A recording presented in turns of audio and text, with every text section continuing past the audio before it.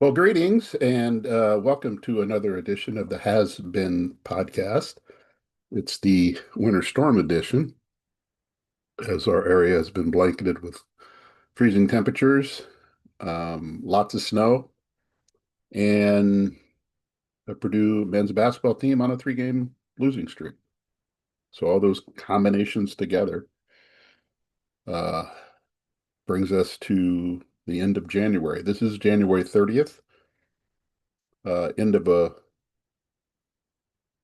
strange week, weird week, not a productive week. And we start with men's basketball.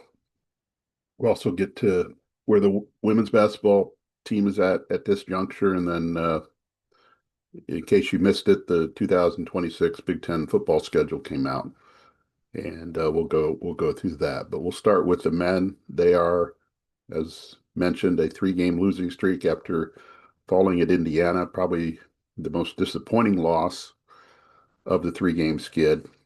Um, Not that UCLA didn't hurt because Purdue's up six with less than 2 minutes to go and they don't close it out. Illinois, they ran into a buzzsaw with Keaton Wagler, who scored 46. But despite all that, Purdue was in position to win that game, but gave up some late threes, gave up too many offensive rebounds, and lost that game on second chance opportunities for Illinois. And then that snowballed into Tuesday, where Purdue put forth a disappointing performance against what I would consider an average Big Ten team in Indiana. Um, I mean, Indiana made some threes. Purdue, obviously played a role in the loss with their lackluster play and their lack of attention to detail on defense. Um, and it's raised a lot of questions, which are understandable and fair. Uh, for this team to be on this three-game losing streak. And then I think what compounds it even more is losing to Indiana, losing to an average Big Ten team. Um, and then you had to just fight like hell to get back in the game once you got down by 14. And they're a team that appeared to be connected um, coming into January, even in the middle of January, doesn't seem to be connected right now, especially on the defensive end.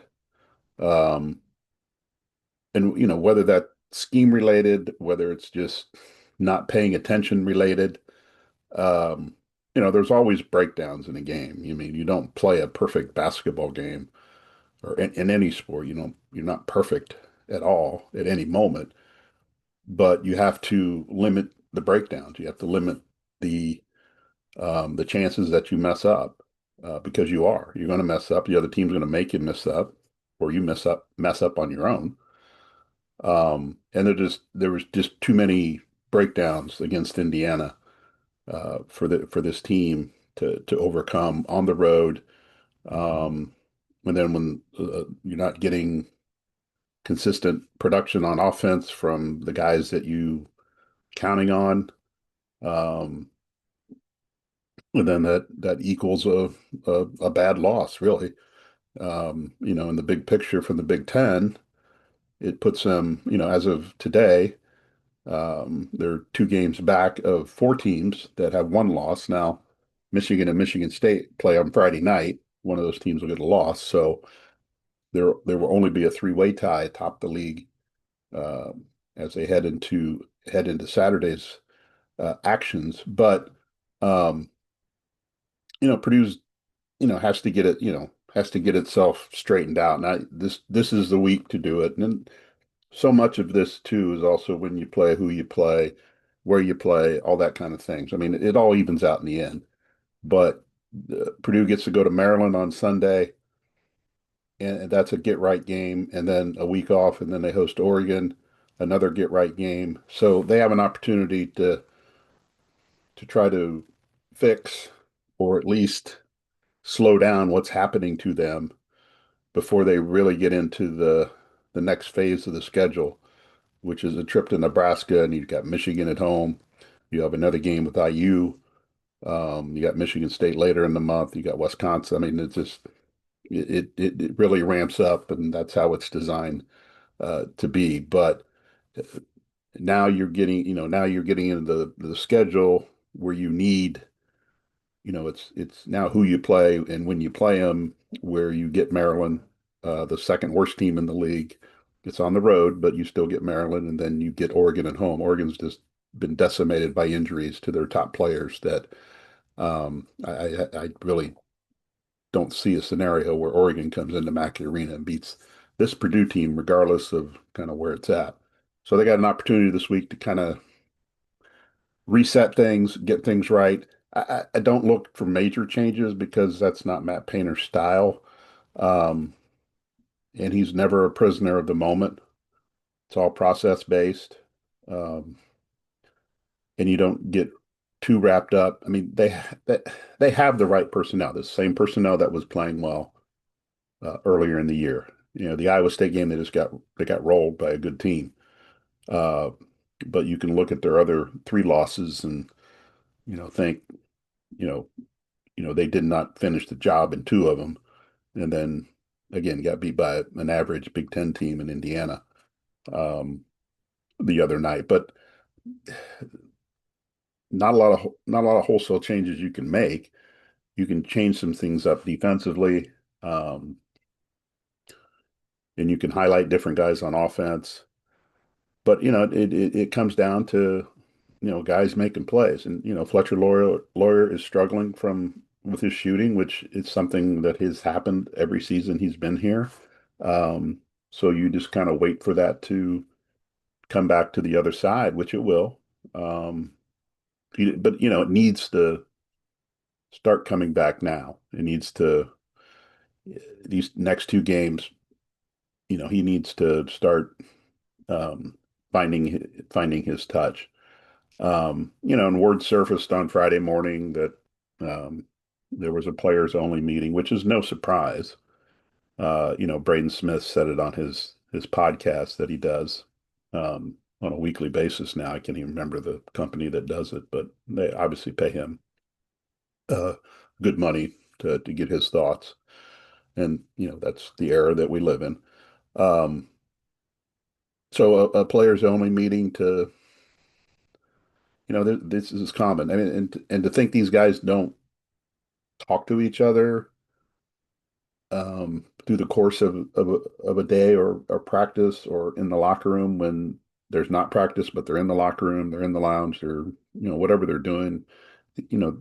These guys talk to each other, I think, enough, but they probably needed to get everybody in the same room and just again hit the reset button and figure out what they need to do now moving forward. Take accountability, take responsibility, look to your leaders to, get this thing going in the right direction. And I'm sure there was a lot of, I'll take ownership of this and this and this, and we need better play here. Now, when we talk about communication, this team over the last few years that hasn't really talked a lot on the court, communicated with each other in that way. That's probably something that needs to ramp up a little bit. And um, again, you've reached the middle of the season. Um, you get a little mentally fatigued, I think. Whether it's the travel, whether it's you know, who you're playing, it's a combination of things, and every team goes through it. And Purdue's going through it right now. It's not to dismiss what's happening. That's just the reality of the situation. Sometimes you can get through this and you don't lose a game, and then you still come out on the other side in good shape. But other times you do lose games, and it's just part of a season where you have to deal with adversity. And, Purdue's probably dealing with it longer than they want or they thought they would. And again, UCLA game was there for the taking. They didn't take it. Illinois game, despite the brilliant performance by the freshman guard, his big game probably should have come in a loss. That's a game that Purdue had with about 4 minutes to go, And if you look, if you look at the last three games for them, they've allowed or they've given up, or from the other side, the other team has executed well. They've given up key three-pointers down the stretch. They gave up two three-pointers against UCLA in the last 2 minutes. Illinois hit four three-pointers um, down the stretch to overtake Purdue. And then there was a big three-pointer Tuesday night from IU when Purdue had closed within 2 points after trailing by 14. So you, you credit the other team for making shots, but Purdue has to be better in those situations and not have the defensive breakdowns, especially from teams that Illinois, that's what they do. They shoot three-pointers. Indiana, that's what they do. They shoot three-pointers, and that's how they live and die. Um, but Purdue's giving up too many of them, or they're not challenged enough. A guy hits a shot over you, and you've done everything right. You move on. Uh, so I'm sure there was a lot of that this week as far as making sure that understand when to help, not to help, understand when to shade, not to shade, not all those things. And but you're also living in the moment with these some of these things, and this takes a half second to get behind, and you get in bad rotations, and the other team's taking advantage of it. But this team needs to get back connected. Does a win do that? I don't know. I don't know if a win over Maryland does it. But it just needs to, something's amiss a little bit. Does winning solve it? I find it hard to believe that most of these guys, Trey Kaufman, Braden Smith, Fletcher Loyer, have been together for 3 years and played well over 300 games. That all of a sudden there's a disconnect somewhere. I find that hard to believe. And this team has too much experience, too much talent, on the floor and on the bench, just to let this season slide into the gutter. It's just not. That's something that I just don't see happening. They may not win the Big Ten. They may not get to the Final Four. They may not get out of the first weekend of the NCAA tournament. We don't know yet. But I find it hard to believe that this team, with the makeup of the roster, um, the talent that they retained, the talent they brought in, that all of a sudden this thing slides off the cliff and you never hear from them again. I just don't see that happen. I still think that they can uh, get to the top of the Big Ten. They may not get there by themselves, but I still think they can get to the top of the Big Ten. I mean, they still play the three of the four teams that have one loss. They play, they go to Nebraska, they host Michigan State, they host Michigan. Now they got beat by Illinois, but Illinois has to go to Michigan. Illinois has to go to or has to play Michigan State. Illinois got another matchup with Nebraska. So there's a lot to unfold over the next 4 weeks, 5 weeks, that Purdue can still get back to the top of the Big Ten, but it has to play better and it has to um, have a greater sense of urgency about what they're doing and where they're at. And again, middle of the season, lull, who knows? The proof will be in the results. So two big games coming up for them, maybe not on paper or maybe not based on the standings, but two big games for them to, again, reset themselves and get them ready for the final 4 weeks of the season, where I think every game they play is going to be really magnified, and they're going to have to bring it to be able to achieve what they want to achieve. The one thing this um, losing streak has done is kind of remove them from the top of the NCAA tournament seed line. Before the year, I think everybody was in consensus that this was a number one seed, maybe the number one overall seed. Um, they could potentially get back to that point, but it's going to take a lot of work and a lot of winning, and a lot of really good play to get back into that conversation. So the path that you thought they would have at the beginning of the year probably will not materialize um, all the way. Um, so, but that's kind of down the road. The goal is just to kind of put yourself in a position to make a run once March gets here. Moving on to the women, they got a big win against Indiana um, on Sunday. And Indiana hasn't won a Big Ten game. They're 0-10 now. They lost last night, but Purdue had lost 13 in a row to them and beat them in 7 years. Um, and they needed to beat them. I mean, they did, and they got it was really a game that is a blueprint game for Purdue to where you got contributions from everybody. Um, you overcame a little adversity in the beginning.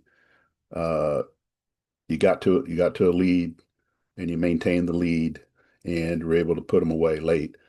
And that's kind of a blueprint game for Purdue. Um, and they were able to get the barn burner trophy back. I forgot what it looked like because Purdue hadn't won it in 9 years. Um, so all those things were good for the program to have. It's another win. It's 3 wins in the Big Ten, which matches their total last year. And if you're gauging progress about where this program is at, that's one way to look at it. You beat your rival, which you hadn't beaten in a while. Um, so, you know, everybody's going to have a different view of progress, but the main view is you're going to look at wins and kind of where you stack up. And I think this program, this team, at least right now, should make the Big Ten tournament. They take 15. Purdue get did not get in the tournament last year.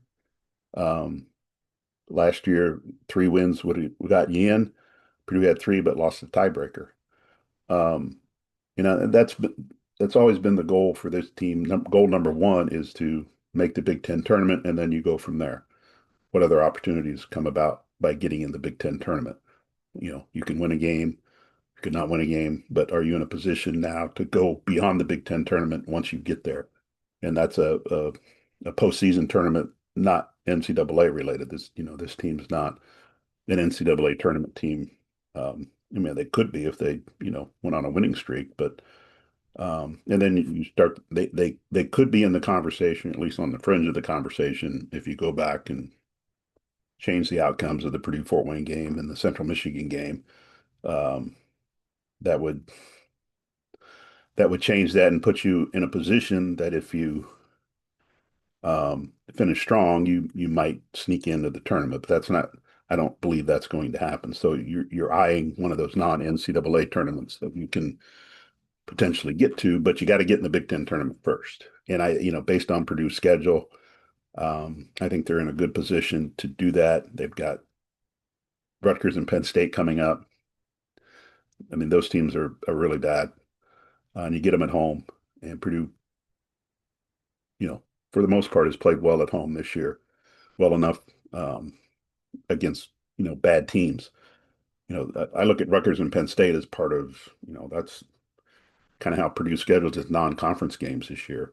You know, really not good teams. So if you take care of those, you get to five, and then you still got Northwestern at Northwestern, and you get Oregon at home.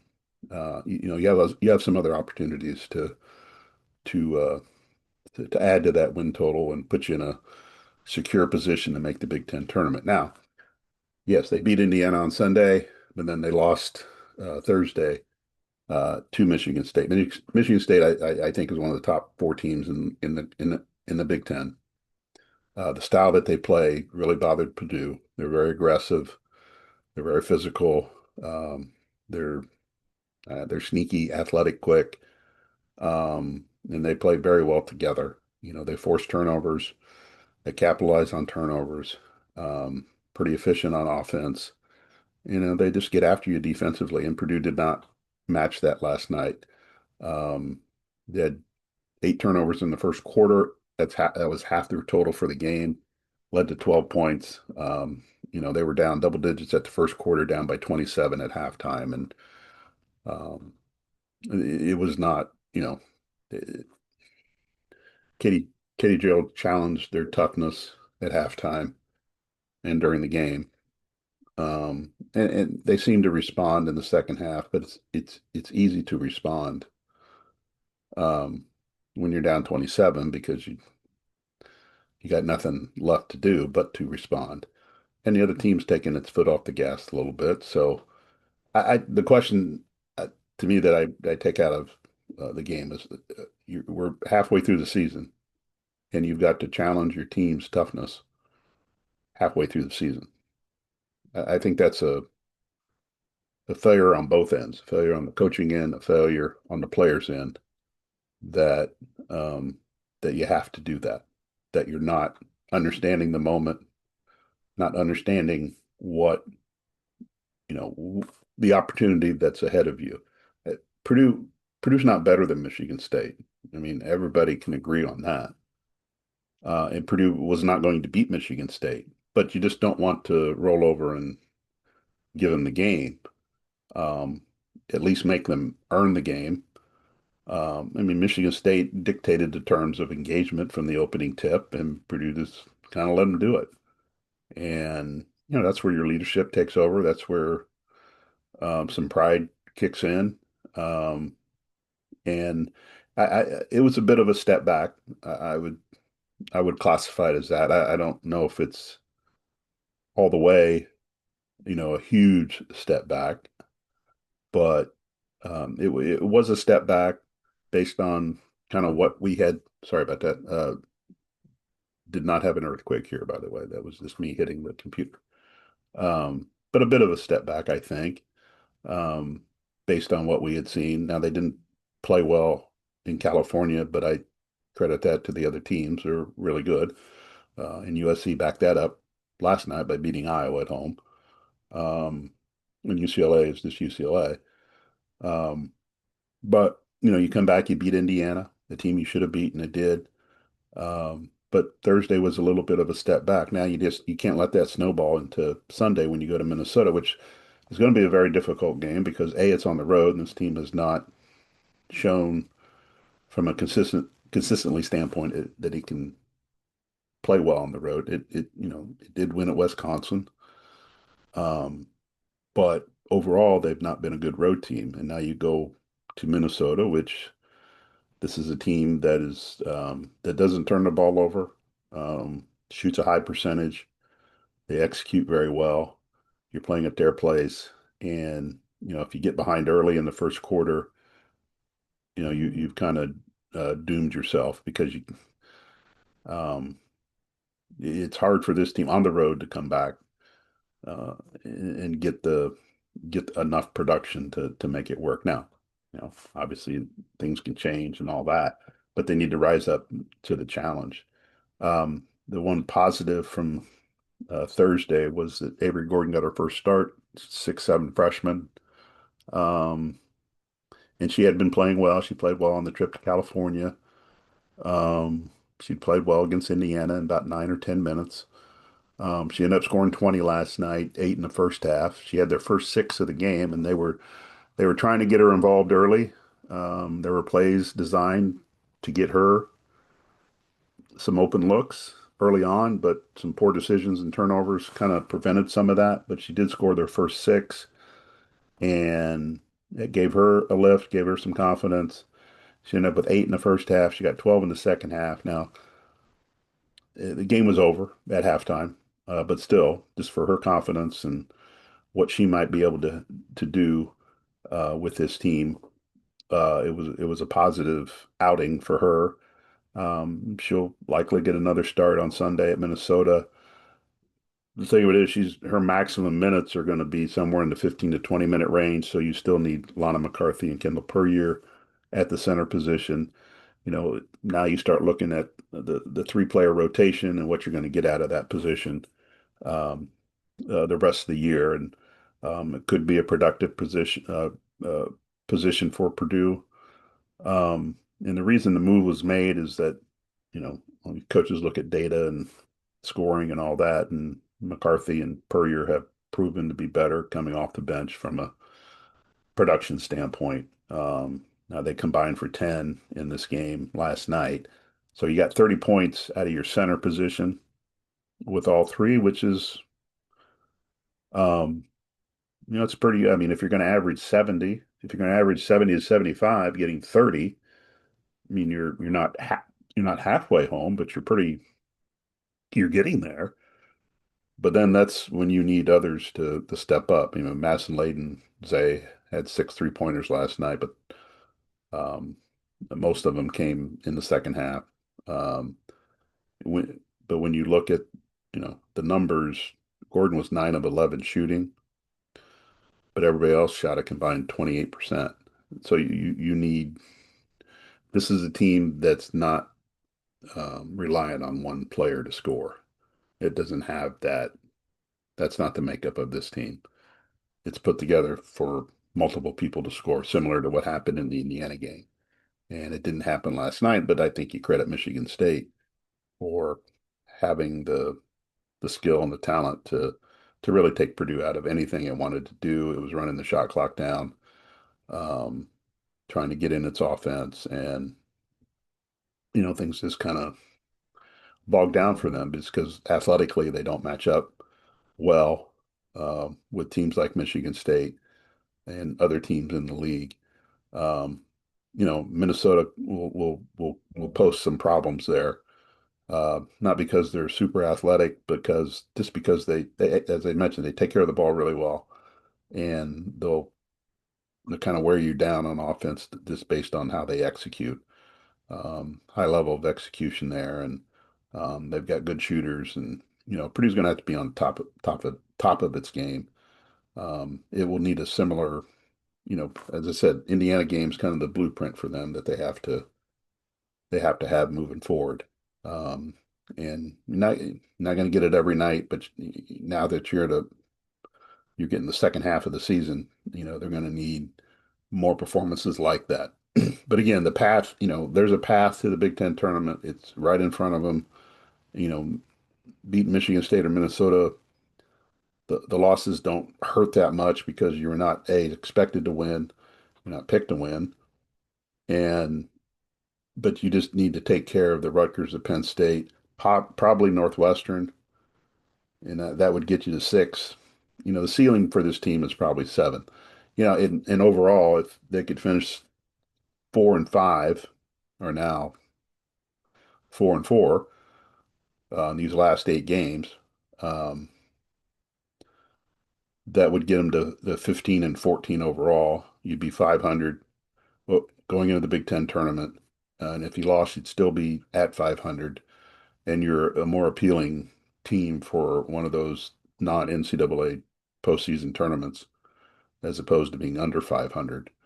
And, that to me, that's always been kind of the goal. That's why when they lost the 2 non-conference games, that hurt. Um, that took them off track, I thought, because if you flip those two, again, you're on the fringe of NCAA tournament, but you're in a better position for another postseason tournament. And now you've been playing catch up all year. Um, but there's opportunities there. And there's an opportunity Sunday. Um, and then there's going to be opportunities, again, you got to beat Penn State and Rutgers. You probably need to beat Northwestern. You beat Oregon at home. Um, I think that they would be. I mean, they've got some tough road games. I don't expect them to go to Indiana and win just because they haven't proven it on the road, and I know Indiana's really struggling. Um, Indiana probably should get its first Big Ten win on Sunday against Northwestern. Um, but I don't. I just don't see Purdue going to Bloomington and winning that game, um, despite the struggles of IU. Maybe they can. Maybe they put it together. But based on what we saw last night, at least from the Purdue approach of it, you know, they're not quite there that you can trust them to go on the road and win a game of this magnitude, a rivalry game, a team you've already beaten. You know, you're going to be able to match their intensity and their energy and their building. And that'll be the big question that they have to face uh, coming up. But again, opportunities await for them to get to where they want to be. Football wise, the 2026 conference schedule came out. It's a very fair schedule for Purdue. There's no Michigan, no Ohio State. You already knew that because we knew the home and away opponents. But it's always the sequence of games that get you um, that is more important to look at. If you remember last year, the November schedule, Michigan, Ohio State, Washington, Indiana was just brutal. And, Purdue had to put itself in a position in the first 2 months to survive November, and they didn't. And they didn't survive November, and they're 2-10, and they've lost 18 straight Big Ten games, and so on and so forth. And um, but now they haven't. Again, it's a fair Big Ten schedule. Their first Big Ten game is in the middle of September at UCLA. Um, UCLA changed coaches. It's certainly on paper a game Purdue should compete with, but when you get beyond that, after the Notre Dame game in late September, you go to Illinois, you got Minnesota at home, you get Washington at home. You do go to Penn State, but that's a new coach, new system, new everything. And then you're finishing with Maryland and Iowa, Wisconsin, and then Indiana. Again, it's a fair schedule for Purdue. Um, and the other thing too is that, Indiana, with all its success, you know, when these schedules were created, or at least the home and away opponents were created, Indiana was in the group of last place teams that had the schedule put together for them. I mean, it's not like the NFL where if you finish in first place, you get all the first place teams. But I think you're scheduled in groups in the Big Ten based on your success. And when they're putting it together a few years ago, no one knew Indiana's success was coming. So they still are benefiting from an earlier schedule. Now I think they play Ohio State this year, and I think they play Michigan. Um, but um, but they're still playing.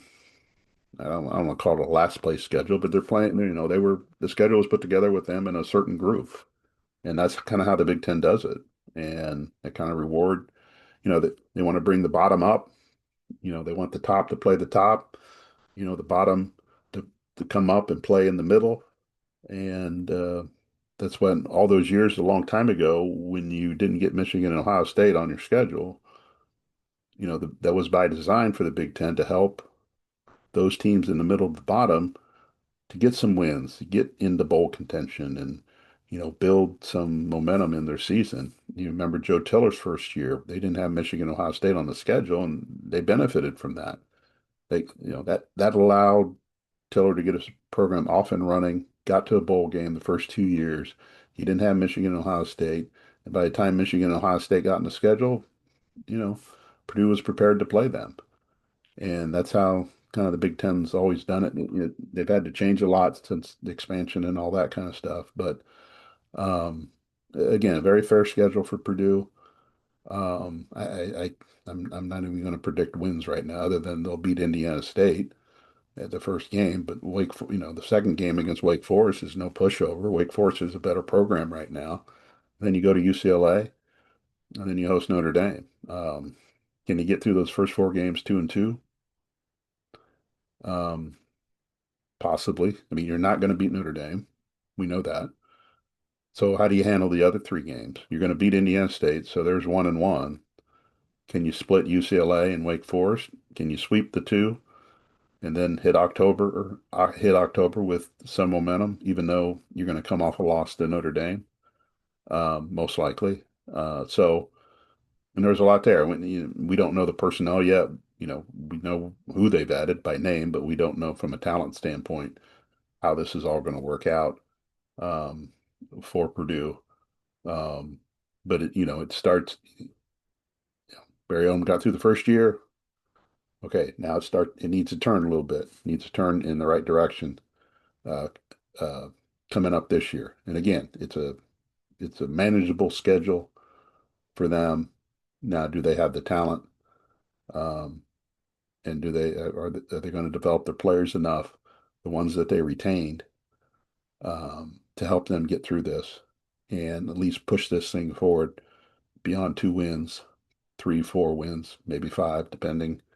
Um, so it when you see Indiana with what it did, nobody has any patience anymore. So, um, that's the cloud that Purdue has to deal with. Um, everybody expects you to do the same thing. And, Purdue's just not in that position right now. Um, obviously they're high on their portal class, but how this all comes together, how this all pieces, up, how the puzzle fits, uh, is going to be kind of the big question, and how you develop the players that you kept. And, they identified the players they want to keep. Now they have to develop them and put them in a position to succeed and, you know, get this program in a position where it can challenge for a bowl game. It can challenge, some of the better teams in the league. Um, and again, the schedule, I think, is set up for them to do that. But do they have the foundation and the talent to get that done? And we won't know that till start going in September. All right, well, that's going to wrap it up. Appreciate you stopping by. Um, be back next week after the men play Maryland. That's just their only game next week, and the women Sunday at Minnesota. Then they play Penn State. So somewhere in the middle of the week, we'll fire up the machine again and talk to anybody that's out there, if anybody's listening. We appreciate you stopping by. Have a good day. Have a good weekend, and we'll talk to you another time. Thank you.